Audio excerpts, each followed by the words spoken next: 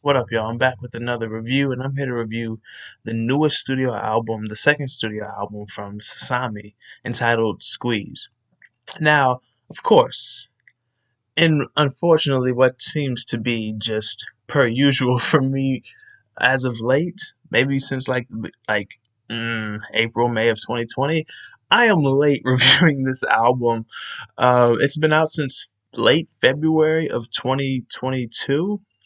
But hey, at least it hasn't been a full year and I'm just now getting to it. This is an 11 track album and it's 32 minutes long. And in a sense, it's kind of different for what I usually review on this channel, but also in a sense, it's not because I've always tried to, not intentionally, but just reviewing what I fuck with, whether it be hip hop, which is primarily what you see on this channel, but rap, rock, metals, R&B. Should try to incorporate some jazz now that I think about it. But yeah, let's go ahead and get right into this review. Second studio album from SASAMI. This is actually my intro to her. And I love this album cover, by the way. This is freaking tight. It really is. Let's go ahead and jump right in. This first track, Skin a Rat. This is SASAMI acknowledging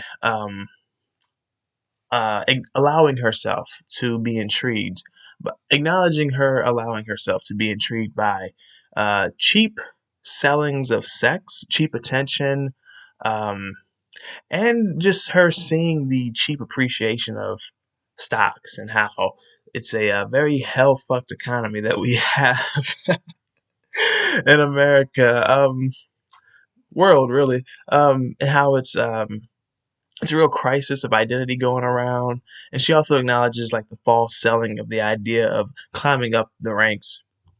And she also said on this track, when a pig dies, an angel gets its wings. And I feel like, or at least I felt like, when she said, why do your good intentions throw me off? I felt like she was talking about pigs. I thought she was talking about pigs. Like like you're doing something nice, like your good intentions that they throw me off because you're a fucking pig. Um, yeah, and this is over an industrial type of beat. In this track, just what I got off, like this being my first taste of where this album was gonna go, it had me thinking that this album was gonna be more socially conscious. Um, going in, and also as far as the sound goes, that it would go into a or stay in a strictly industrial direction. But I find it to be more so personally conscious in hindsight, and kind of have to as I kept listening to the album as it progressed on. Because with this next track, The Greatest, which is one of my favorite tracks on the album, as well as the first track, Skin a Rap, was, with The Greatest, this track is about heartbreak and how love is lost because love left. And now she's holding on to the traces of it and them. And she's talking about how she is carrying, um, just carrying what once was around like a chain, and how it's haunting her like an addicting song. Like it's it's bittersweet. It's yeah, one of those type of deals where it's like you can't stop listening to this song, but unfortunately, this song. Well, it's sad. Not this song in particular, but the song that she keeps hearing. But she can't stop listening to it. It's fucking torture, I'd imagine. And this track is almost heartland rockish in a way, really. And this next track, Say It, which was also one of my favorite tracks on the album. I have to say, this groove here, I fuck with it. It's catchy because there are only so many lyrics with each verse, and it's more centered around the chorus and the pre-chorus. You'll get more of that on this track. Um, like right here, calling you back to me. I'm calling you back to me. Don't want to agonize it. Just say it. Just tell me how you want to play it. I don't want you to apologize. Just say it. Say it. Say it. And this is cohesive with the previous track, Say It. Of course. It just now hit me that of course it would be. Like she keeps saying Say It, and the last track was titled Say It, but that cohesiveness continues on the next track, Call Me Home. And it starts a little atmospheric here, but then it settles into an indie folk type of instrumental, and then it goes back into the atmospheric on the chorus. And she talks about to the love that left, just saying like, settle into a life that you like for a little while. Like, have a kid and get a pretty wife, get a real job and a fake smile. And just saying how nothing's right, and I know you're leaving tonight. Pack your bags and say your goodbyes, but you'll never be alone. You can always call me. You can always call me home. And she talked about how a little bad never hurt anyone, but too much is like a hand on your neck.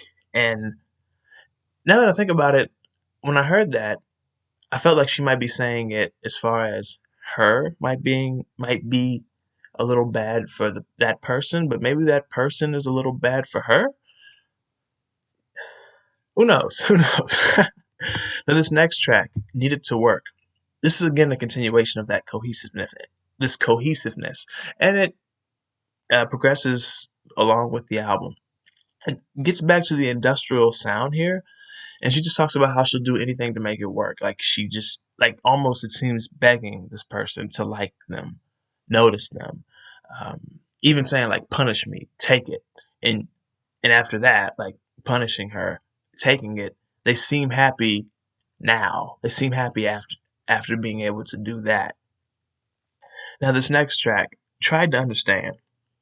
We go back to the indie folkish kind of vibe here. Just her remembering where she met this person, which happened to be at a party, and how the person was behind the bar trying to hide their scars, and how she tried to understand, and how this person made fun of those who seemed to them to be lost, trying to buy their fantasies. And she said that she figured that it's kind of easier for them to do that, but she knows that that person is softer than the front that they're putting on. They only seem to like pain and pleasure and like nothing in between. And how this person found themselves dancing around in an empty club, crying, so they burned the club down. And it sounds like she's maybe leaving. Like just saying, I tried to understand, but I guess she's done trying now. Um, like I said, this album it took a different turn than what I thought it was gonna be. This next track, Make It Right. This seems like the realization that she can't make it right. Like she doesn't want to, but I mean, she wants to. She wants to try. She doesn't want to fight. She doesn't want to scream and shout.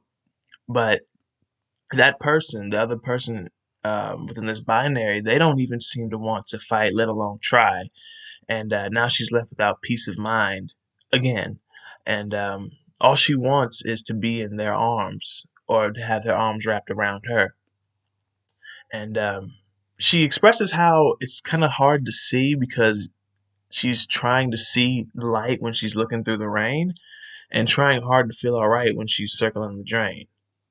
And I take that her saying circling the drain as circling the end of this relationship.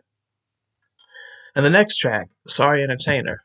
I have to right now that I think about it, I have to give props to Sasami for just keeping it so cohesive. Like this album doesn't seem unfocused. If anything, as far as my interpretation off the first listen, uh, I was not necessarily unfocused, but uh, off key in a sense. Like I assumed it was gonna go one way, but then I find out that it's gonna go another way, which I'm not uh, disappointed or angry at all. I'm reviewing this album because I fuck with it. But this next track, Sorry Entertainer. Now she finds herself back alone, um, back to more of where the first track had me thinking the album was going. Um, because she talks about how she blows where the wind takes her, and where the moon is, that's where she is, and how she hopes the wind will blow her and her problems away when those problems arise. And just talking about how she's a loner and a sorry entertainer. She expresses driving her demons out and how she hopes uh, when she's dead that it can be said that he drove his demons out. And it kind of leaves me wondering, was she the demon? And as far as she goes, was he the demon? But now she says she feels free. But a part of me questions, is she just telling herself that? Now this next track, Squeeze, which is the title track, of course, here she expresses being fluid, or at least she can be, and how she wants to be free. I'm going to quote the chorus here. Laughing, drinking, sucking, thinking, running, reeling, farther, breathing, breaking, fucking, taking, scraping, feeling harder, pulling, peeling, stalking, stealing, wanting, dreaming, murder, lying, stripping, licking, dripping, squeezing till you hurt her. Whew, Lord, it's kind of. I'm not gonna say. I'm not gonna say. I'm not gonna say, but just, but just running through my mind right there. But it's like, wow, man. Oof. Now this next track, feminine, and I spelled this wrong. I put feminine. Feminine water turmoil. It feels like, well, at least it feels fitting that this track is an instrumental, like it's a stew of what the title says, because it certainly ain't pretty. It's ugly, but it's beautiful. This next track, Not a Love Song, which is the last track, actually. I say this next track, like this album keeps going. Um, Here, the chorus reminds me of The Greatest a little bit, like the way she vocalizes the chorus. It progresses so beautifully, and it's almost choir-like. Um, I'll go ahead and read it all since well, not read it all, but I'll go ahead and read all of this that I took from Genius and put here. I could hear a song ringing in my ears, so I wrote it down for my love to hear.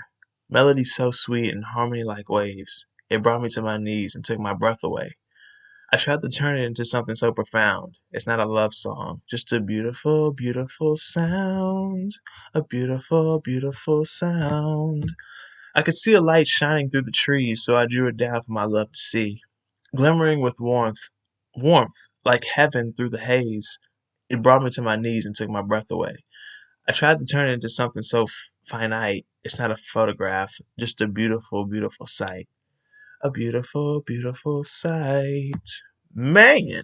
And that's the end of this review. Like I said, I found myself in the beginning thinking that this album was gonna be more socially conscious and keep that industrial sound. Like, in as far as the socially conscious, like I was just thinking that she was talking about like the cheap sellings of sex, attention, um, the cheap appreciation of stocks and the economy and the identity crisis. I thought that that was going to grow into a whole album, or pretty much a whole album centered around that type of socially conscious, that type of awareness.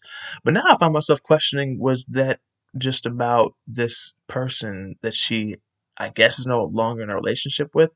If it's about their cheap sellings of sex and their cheap attention, and how she's having an identity crisis because of them. But either way, whether I'm on point, uh, whether my interpretation, as far as that goes at least, and as a whole, of course, is unfounded or not, I enjoy this album.